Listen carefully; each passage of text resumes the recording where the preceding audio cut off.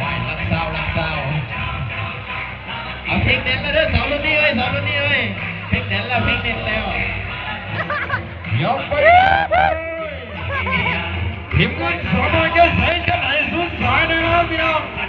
ยกไป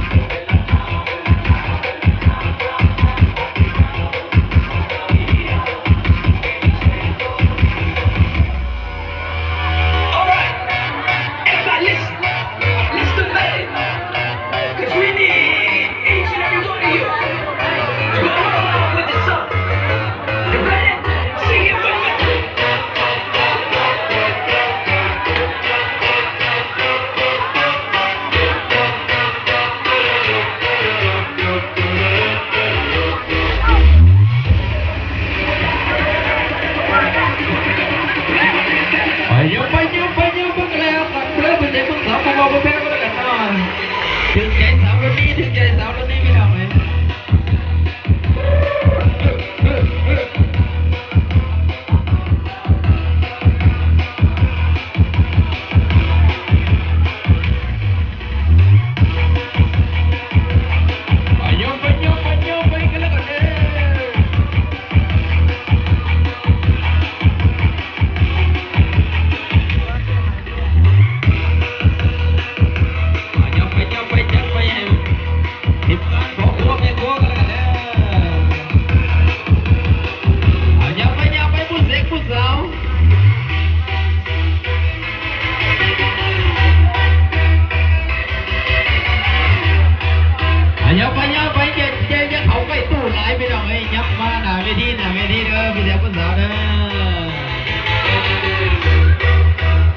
เดี๋ยวติดกัน